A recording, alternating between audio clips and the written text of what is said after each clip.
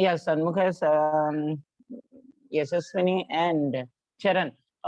We started last time, I hope you remember, regarding the freedom movement in India. So two stages we completed, right? First stage, how the Indian National Congress was formed.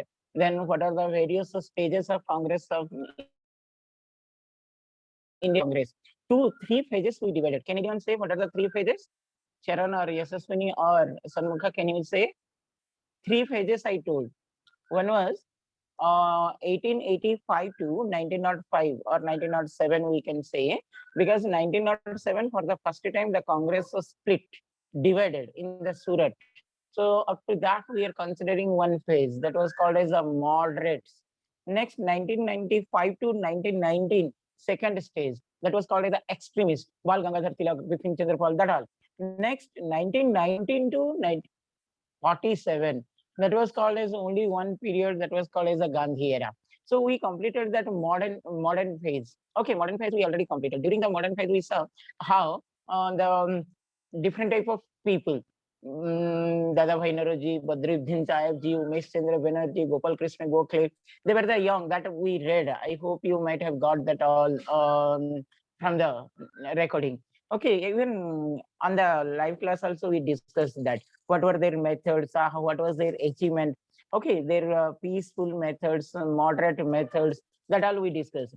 Extremist also we saw all new young leaders, bourgeois. Remember that word. Okay, most of the time we are getting that word called bourgeois. Bourgeois means the educated, young, educated, learned people were called as the bourgeois. Okay, those people came to Indian National Congress. Lal Bal Pal, famous was Lal Bal Pal.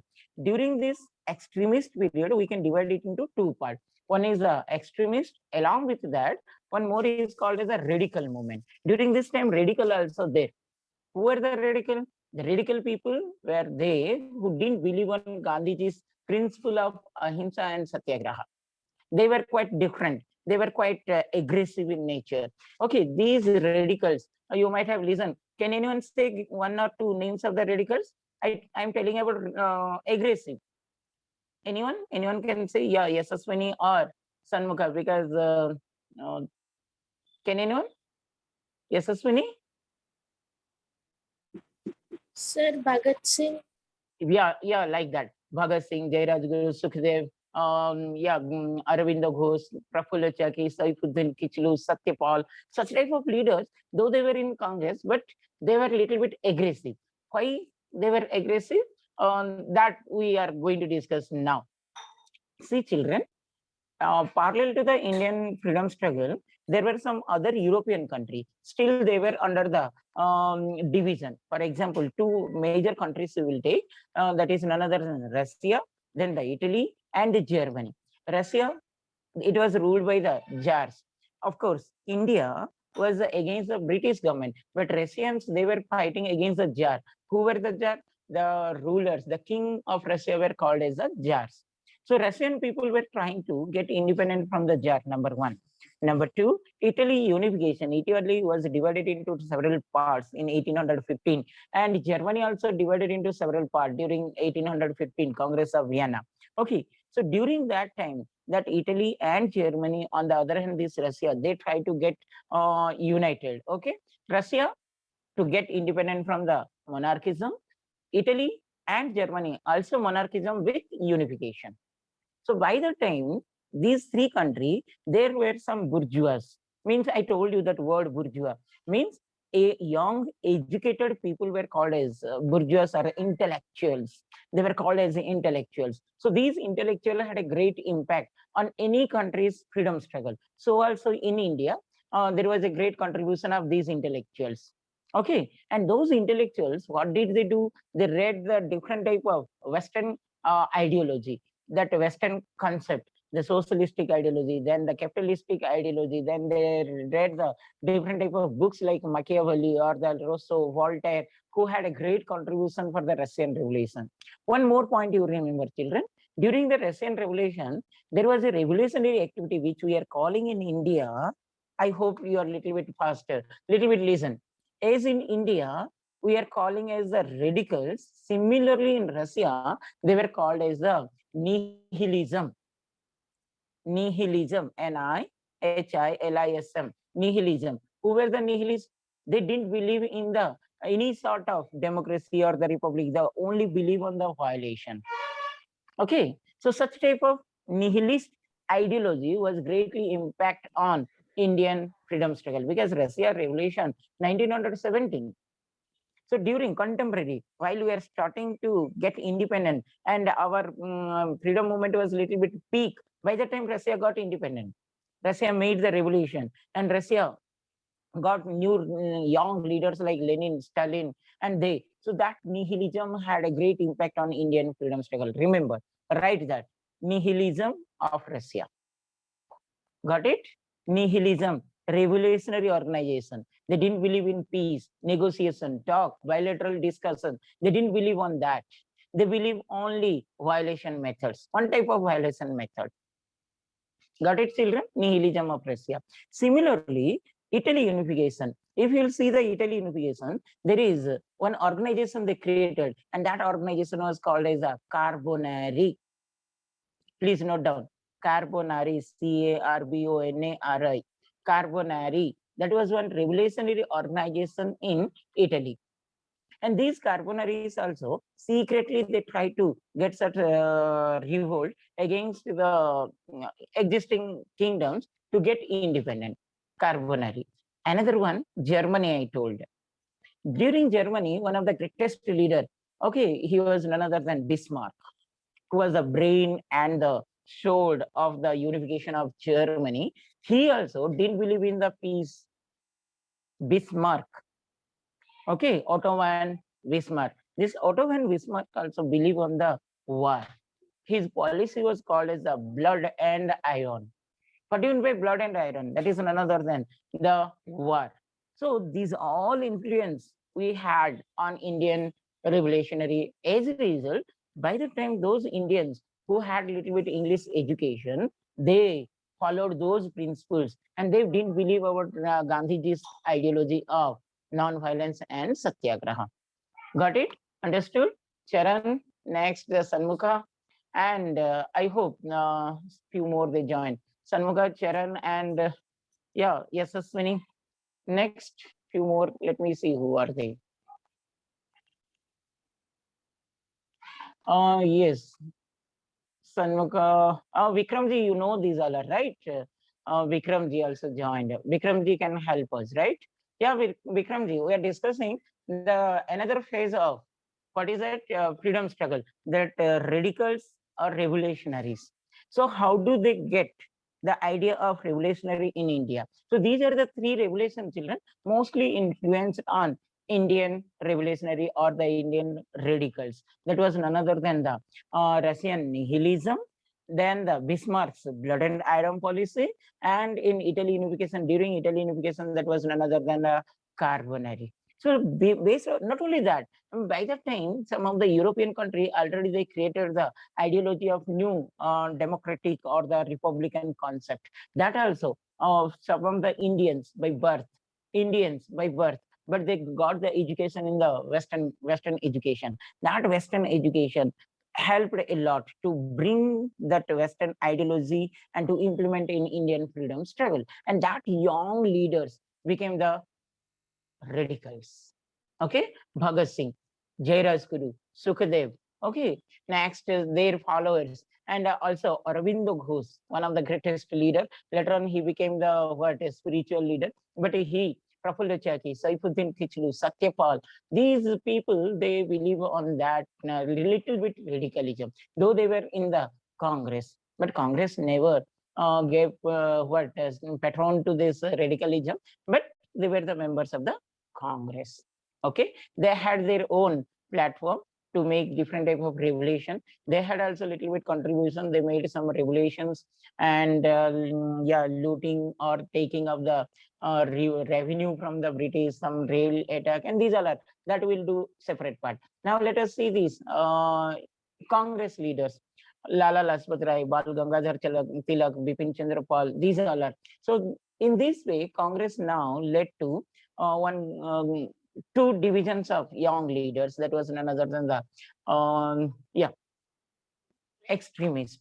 Okay, during extremist, what was the greatest? We have read one, that is a Bengal division. Beginning of the extremist was a Bengal division. Okay, next, another great leader we will discuss here, that is related to, she was not from India.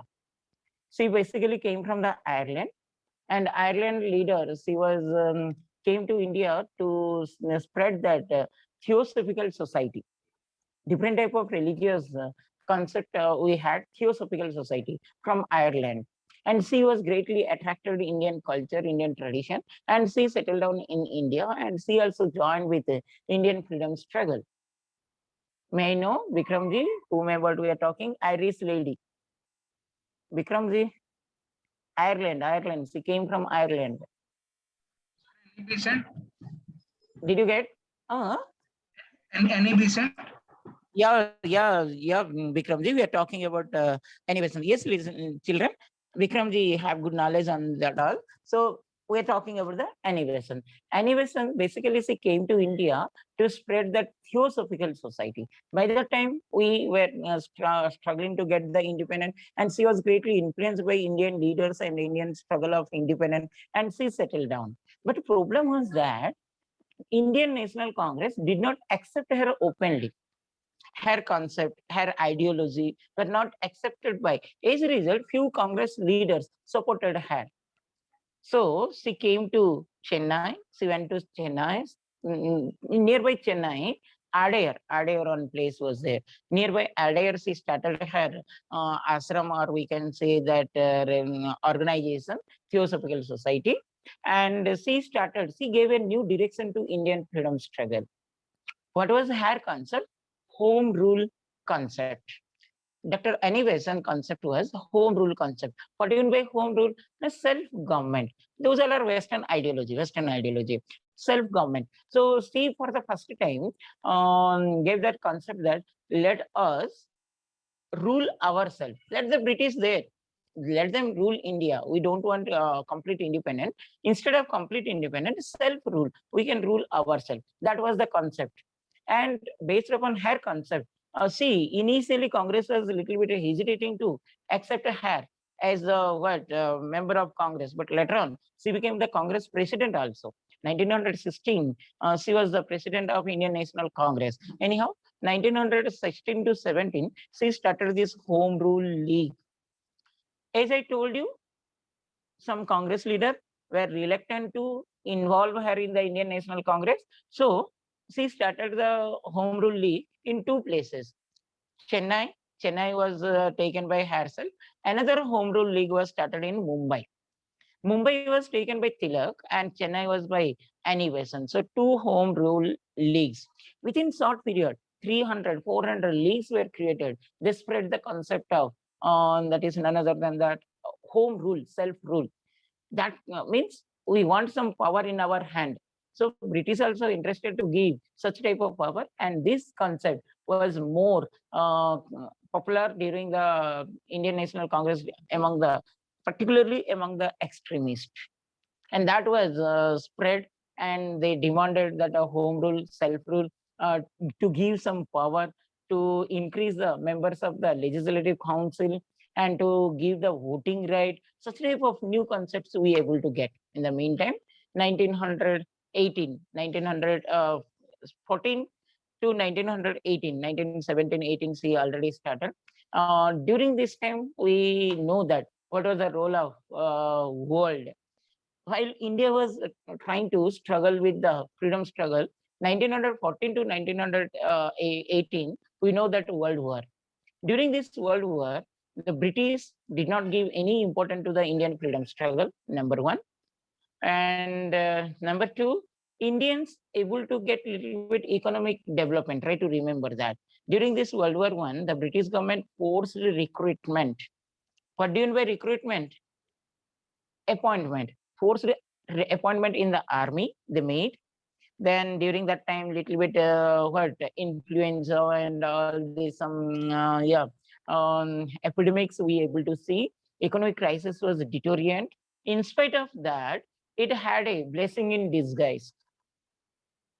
What do you mean by that, children? Now, by the time early industrialization, Indians also able to get little bit industrialization. So during First World War, England unable to concentrate on the small things like the dress material, food, leather, such type of things, and those productions they hand over to Indian industries. So that was one good time. We able to get a little bit employment opportunity, industrial growth. Economically, it was quite helpful to us. But on the other hand, British made some rules and regulations which is not favorable, like that forced recruitment and all this, scarcity of the food due to the wartime and all this. Anyhow, that was one critical time.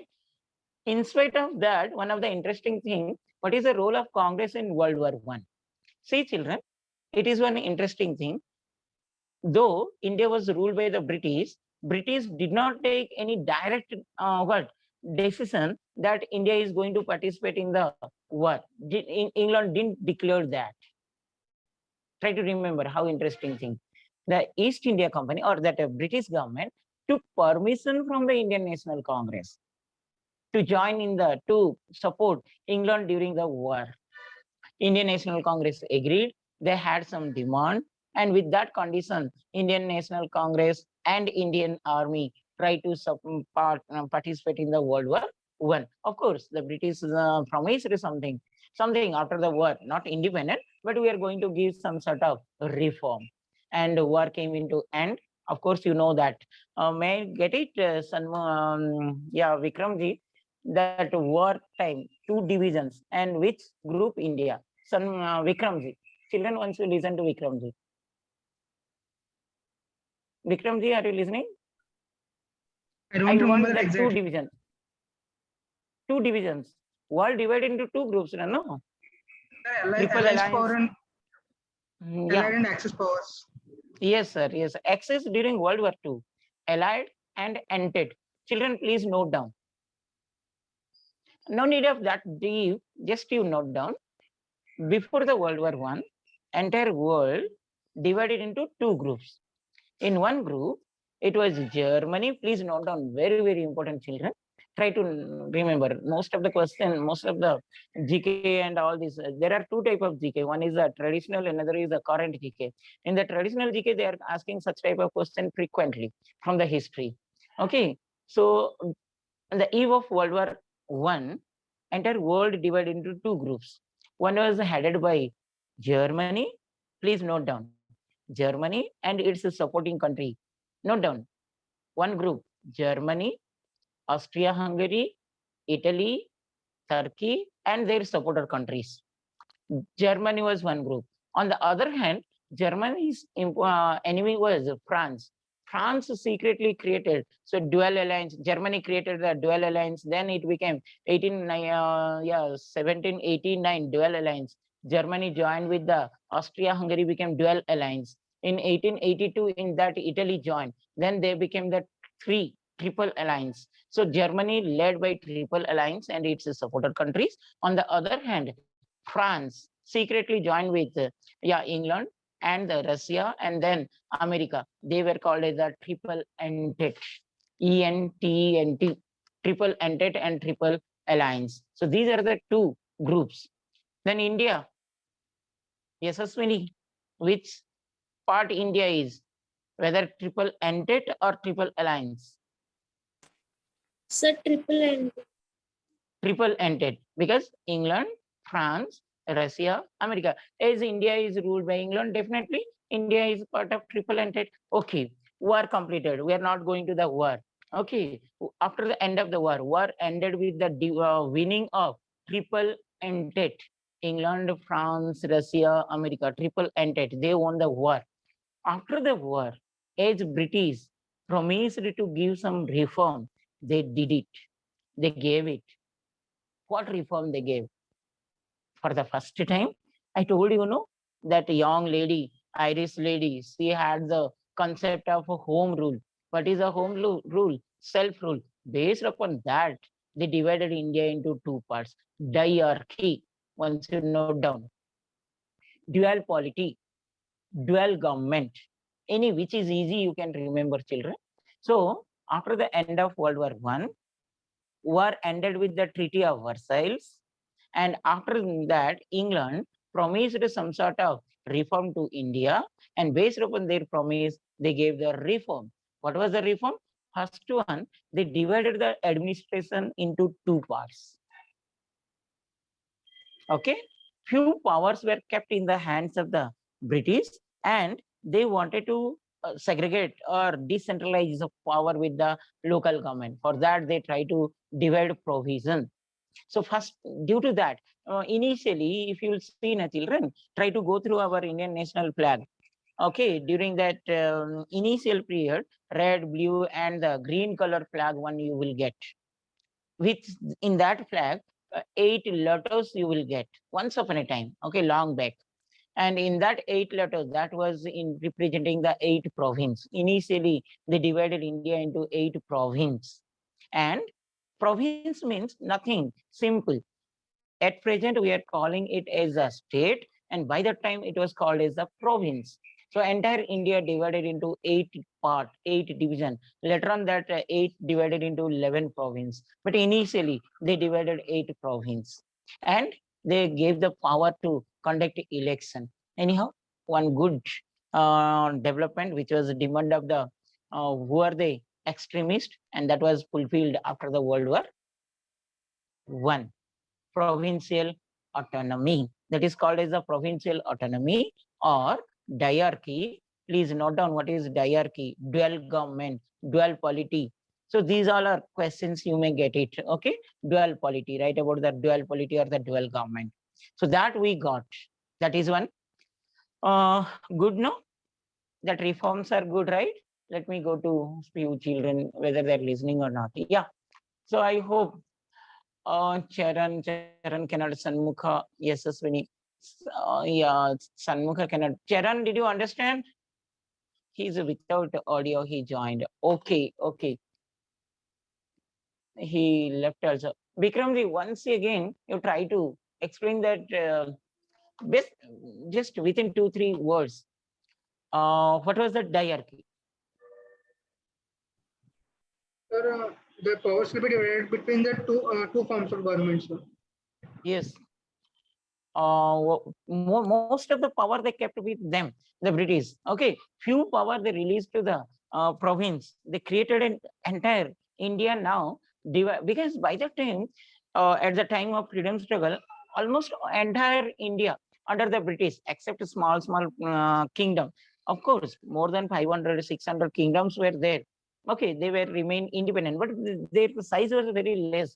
Even though they were under the independent, but some or other way they were under the influence of British. That we are ignoring. By ignoring the small independent kingdoms, entire India, if you'll see, that directly or indirectly under the British control. That entire India they divided into 8 province, provincial autonomy. Later on, that 8 province increased to 11 provinces. Okay, so that province can be elected by the local leaders, and they can rule by themselves. That development was one of the greatest achievement after the independent, after the first war of first world war. Okay, children. But British, now you see, when British saw that it was very difficult to rule India, because now there is a unity, all the people were mixing, and there is no fear among that British. Once again, now British, they played the card at the time of 1905 Bengal division. They played the Muslim card. They divided Hindus and Muslims. Once again, now they try to divide Indians. And this time not by religion. This time by creating fear among the Indians. And along with that diarchy, please note down, along with the diarchy, in the same year 1919, the British government implemented another act called Rowlatt Act. Rowlatt, R-O-W-L-A-T, Rowlatt Act, R-O-W-A-L-A-T, Rowlatt Act. Rowlatt Act. What is this Rowlatt Act? Rowlatt Act, it is one type of new policy in which the British government gave more power to local police. What is the power? Now, local police can arrest any of the suspect. Suspect, try to remember, not the culprit, suspect. Out of suspect, the British police was given enormous power that the British police can arrest anyone out of suspect and put in the jail without giving a chance of trial. Got it, children?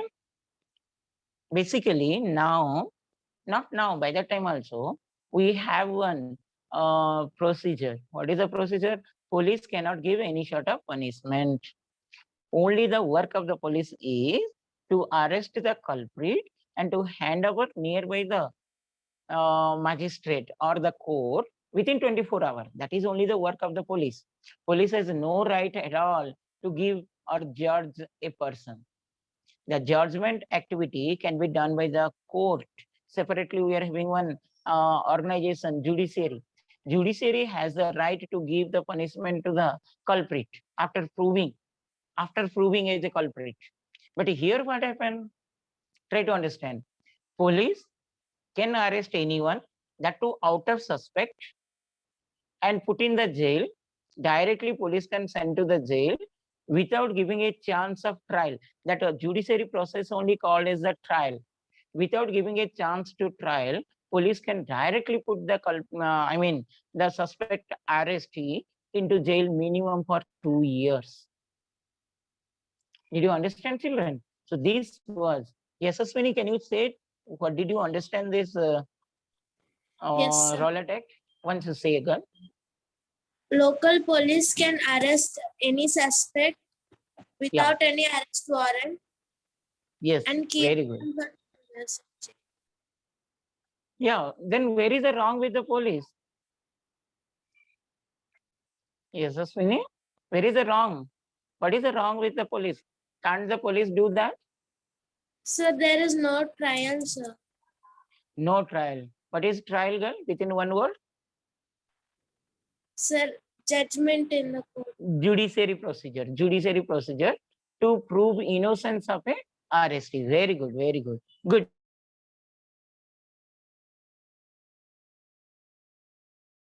Of Rowlatt Act was, what was the main intention? To create fear among the Indians about the British police. Arbitrary arrest, arbitrarily, without doing any wrong. They arrested, they kept in the jail. As a result, by that time, Indian National Congress opposed to this Rowlatt Act. They started the rallies, they started the movement, they started the agitation, they declared the so many things they did. As a result, what happened? And in the towns and the cities, there was organized way, but in the countryside, in the villages, there was no such organization. I mean, no such rules and regulations. The agitators little bit aggressive, and there was a clash between Indian agitators or the INC and British against the Rowlatt Act. All the Indian National Congress, they oppose the Rowlatt Act. Okay, to suppress this movement, what step taken by the British government? To suppress this movement, British government implemented that the Indians, they cannot go against the Rowlatt Act. If anyone going against the Rowlatt Act, then they introduce that they have to salute the British. Salam, one word, Hindi word, salam or salute. Indians should salute to the British, number one. Number two, the British gave punishment to the agitator. Try to understand, those Indians or the Indian National Congress leaders or the volunteers of the INC or the members of the INC, those who were opposing the Rowlatt Act, for them, British again implemented some rules. What are they? To make the salam, number one. Number two, to rub the nose on the road. That is one type of punishment they implemented.